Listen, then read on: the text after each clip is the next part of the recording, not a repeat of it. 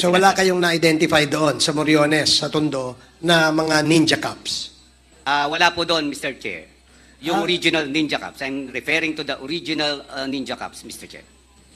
Can you educate me? Ano yung ibig sabihin ng original ninja cops? Meron bang hybrid ninja cops? Meron bang original? Meron bang fake ninja cops? So may ninja cops, may ninja liit. Ano pa ho iba? Dati po kayo sa NCRPO, Colonel Leonardo? Tama po, Mr. Chair. Anong taon po yun?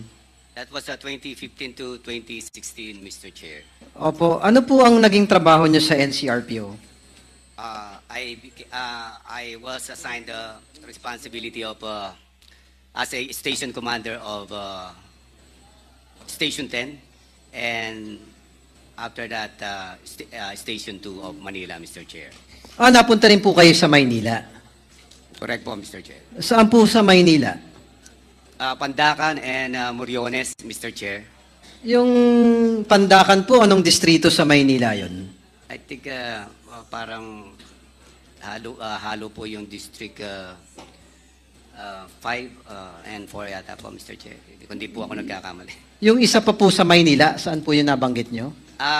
Moriones po, Mr. Chair. Saan pong distrito yun? I think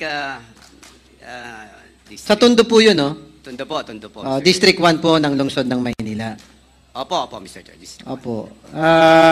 Masasabi niyo po ba sa akin kung ano yung mga naging accomplishments nyo doon sa mga pagdidestino nyo o sa serbisyo nyo sa Maynila? Yung pinaka-primary accomplishments po ninyo, Colonel Leonardo. I believe marami po kaming arrested wanted persons and operation against drug personalities na successful, and implementation of search warrants that were also implemented successfully, and filed cases against these personalities, and also contributed a lot in deployment of patrollers in those two areas, Mr. Chair. So you would say, Colonel Leonardo, that you are proud of your performance when you were assigned and you served in the city of Manila? Proud naman po kayo. Little bit, Mr. Chair, not actually. Mr. Chair. Yes, Colonel Leonardo, because ano pong taon ulit yun? 2015 to 16? Tama po, Mr. Chair.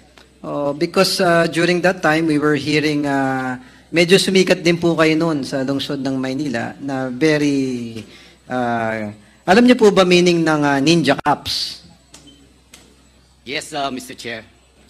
Can you briefly define in your own words to the committee, sa sarili niyo pong definisyon, ano po ba ang ninja cops?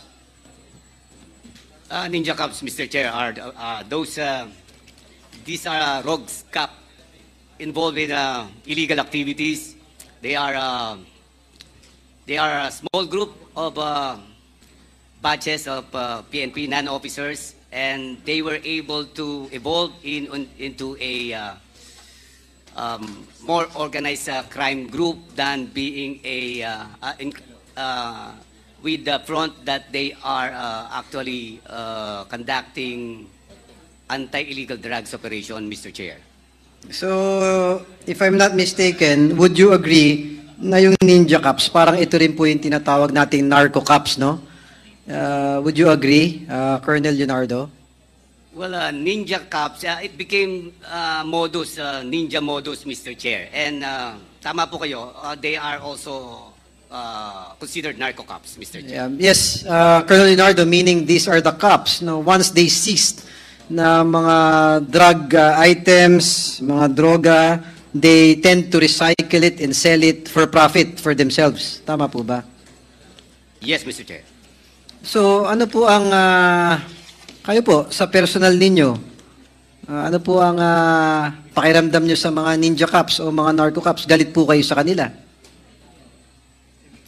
Yes, Mr. Chair, because sila po ang isa sa mga enablers. That's why ang drug situation natin noong mga panahon na yon ay lumala at halos walang pamilya na hindi po naapektuhan yung illegal na droga na yan.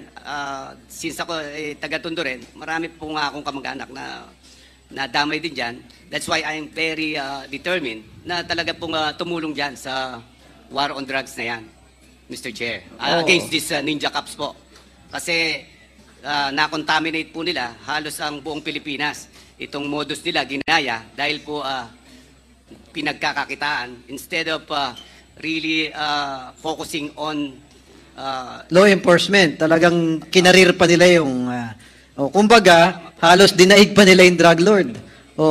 Double ang tama sa atin, pinasasweldo ng tao, kumikita sa pamahalaan, pinagkakatiwalaan natin, pag nahuli yung mga drug lord, mga pushers, sila naman yung magbebenta sa kalye.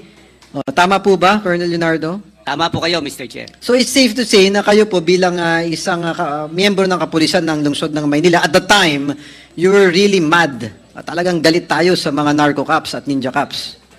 Tama po? Mr. Chair, determined to go against these people, very dangerous people. But of course, dahil determinado ako, payag po ako kahit na harapin sila, Mr. Chair. Is it true that during the time na naroon kayo, nagkaroon po ba kayo ng mga accomplishments para ma-neutralize itong mga narco cops or ninja cops na to? During my time po kasi ay wala pa po yung yung intensified campaign against meron na po pero iba po yung program. So nung time na yon, yung iba namamayagpag pa po nung bago po ako malis ng Tondo, Mr. Chair. Pero nung nagkaroon na po ng war on drugs, would you say na isa po kayo sa mga tao na talagang who focused on eliminating pagpapahinto ng mga aktibidades ng mga narco cops? In some ways, Mr. Chair. So ano po ba ang nangyayari sa mga narco cops? Paano po natin sila napahinto? Dahil we all agree that narco cops are a menace to society. So ano po ba ang ginawa ninyo sa kapasidad ninyo nung nasa lungsod kayo ng Maynila? And at the same time, nung napunta na po kayo on a higher level of service to the Philippine National Police during the war on drugs, paano nyo po napigilan o nahinto yung mga narco cops or so-called ninja cops? Nung pong nandun ako, we tried our very best to show them how to conduct operation against illegal drugs, which is the May nahuli po ba kayong mga ninja cops? Nung time na yun, wala po. Wala po kayo nahuli? Nung time po na yun, before 2016. No, nung war on drugs na po, after 2016. Wala po ako sa posisyon doon na mag-conduct ng tactical operation, Mr. Chair. Pero sa pagkaalam niyo po, the war on drugs in general, may mga nahuli po at nahinto naman ang mga ninja cops na ito. Mr. Chair, wala na po akong balita sa mga narco ninja cops, Mr. Chair. Sige. Colonel Leonardo, yun lamang ang aking katanungan sa inyo because I really wanted to check kung ano po ang ginawa ninyo sa kapasidad ninyo and during the time na war on drugs. I know that these people are a menace to society. I just wanted to know how they were stopped in your capacity and during the war on drugs. So we weren't able to get a definitive answer, Mr. Chair. So that's my line of questioning for now. Thank you, Colonel Leonardo.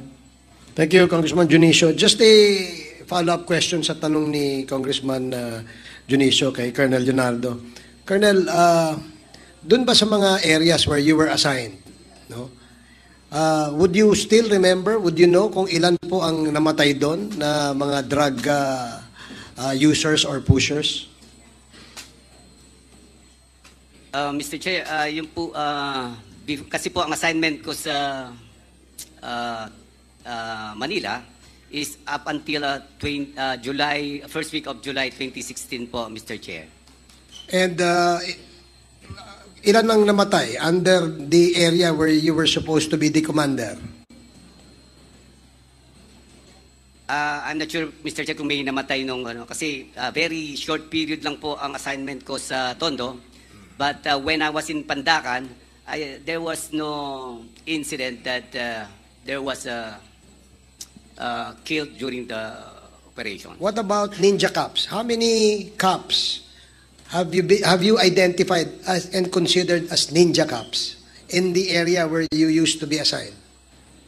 Well, original ninja cops. There are this what we call the original ninja cops. They are less than 10, Mr. Chair. So, alimbawa po, sa Moriones, na-assign kayo sa Moriones, would you still remember ilan ho ang pulis na ninyo doon sa Moriones? I think during that time we have 300 plus policemen, Mr. Chair. And out of 300, Colonel Leonardo, ilan po ang considered to be ninja cops in that particular assignment of yours? So far, Mr. Chair, doon po sa Tondo ay hindi po naka-assign ng mga ninja cops doon, Mr. Chair. Yung mga identified ko lamang po, na less than 10. So wala kayong na-identify doon sa Moriones, sa Tondo, na mga ninja cops? Wala po doon, Mr. Chair. Yung original ninja cops. I'm referring to the original ninja cops, Mr. Chair.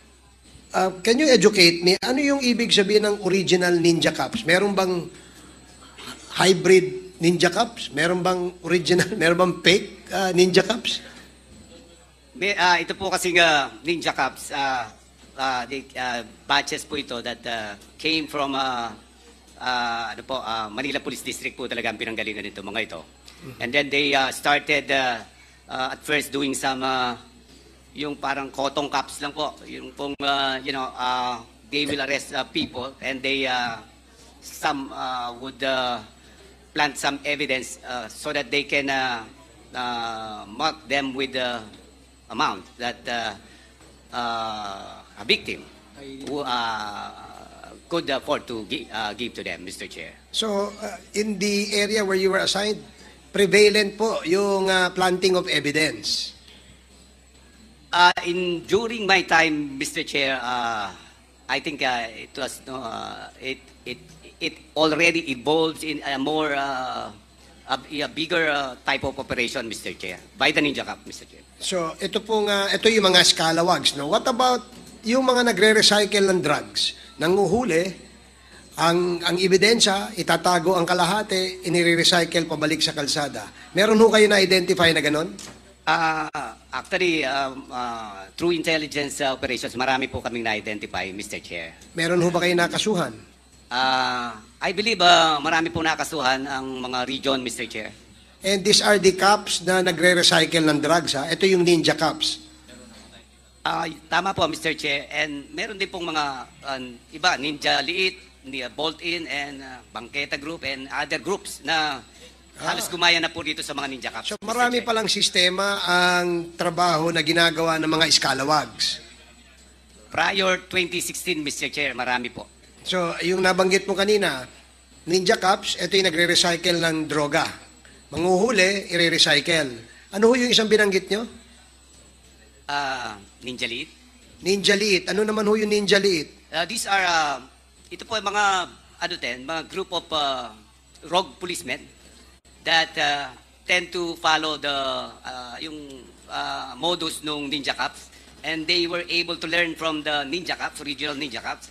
And since the Ninja Cops are aiming for a bigger haul, like for example 5 kilos up, yun po ang target ng Ninja Cops. So yung mga 1 kilo, 2 kilos, they won't really arrest that. But this Ninja Liit will now, sila po ang huhuli ng maliliit. Kaya po tinawag sila mga Ninja Liit. No? According sa research, intel research po namin, Mr. Okay. Ano pa ho yung isa? So may Ninja Cops, may Ninja Liit. Ano pa ho yung iba? Meron din po yung nabanggit nyo kanina, bangketa. Ano yung ibig sabihin ng bangketa cops? Ito pong mga bangketa group naman, they are policemen who will conduct anti-illegal drug operation but will negotiate those arrested outside the office. Ito po yung mga binabay-bust. Pagka may nahuli, binay-bust, may ebidensya, kakausapin yung suspect. Hihingi ng pera, pag binayaran sila ng pera, pakakawalan nila. Tama po, Mr. Chair. Itatago nila ngayon yung ebidensya. Tama po, Mr. Chair. So, yan yung bangketa cops. So, meron kang ninja cops, ninja liit, meron kang bangketa cops. Ano pa ho yung iba? Meron din mga tinatawag kami na bolt-in. Mga bolt-in. halos ganun din po. It's the same. Pagka nakakuha po sila ng information that there is meron pong target na drug personalities na uhulihin nila, and then magbo-bolt in po itong mga ito. Usually they are mga ganun din po, magkaka-batch din po. Then they will conduct the operation. Again, hindi po alam ng mga kanya-kanyang opisina nila, Mr. Chair. So in other words, Colonel, ang ibig mong sabihin, in spite of the fact that there was a strict order on the implementation of war on drugs, marami pa rin mga klase-klaseng mga iskalawags sa PNP na walang takot sa nag-utos na mag-implement ng war on drugs. Tama po ba yung ganong understanding? Yung po lahat na sinasabi ko ay before 2016 July. Nung war on drugs na po, nawala po lahat yung mga yon, Mr. Chair. Naubos po. So Yung ibig ganung sabihin, mga modus, nawala na itong- po, nalinis po. Ito mga different types of scalawags in the PNP, nawala yan nung 2016 nung in-implement yung war on drugs. Opo, yun po ang in-ensure ng buong PNP na makover sila sa operations po, yung double barrel po, Mr. Chair. Okay. In-implement po yung double barrel, no? Yung po bang mga pulis na mga namatay, sila po ba ang tinatawag na ninja cops, ninja liit, bangketa cops? At ito ba sila yung mga namatay na mga pulis? Sila ba ay kasama doon o kasapi doon sa grupong nabanggit nyo na mga iskalawags? Regarding that, Mr. Chair, wala na po akong personal knowledge doon po sa I wouldn't know, Mr. Chair, because the region is the one in charge of implementing po yung Oplan double barrel, Mr. Chair. Okay. Sige, salamat, Colonel Leonardo. So, Umani naman ito ng iba't ibang reaksyon mula sa ating mga netizens. Ayon kay Green Blake, saludo ako sa katapangan mo Mr. Leonardo. Iyan ang sundalo na di natatakot at di kayang bayaran ng mga kongresista. Pahayag naman ni Marie Crisinin, you never deserve that position, you should be behind bars Mr. Leonardo. At ito naman ang saloobin mula sa ating kababayan na si Natalio Vasquez, tell the truth Leonardo, so that the Duterte cannot go unpunished. Mga kababayan feel free to comment below para maglabas ng saloobin sa balitang ito.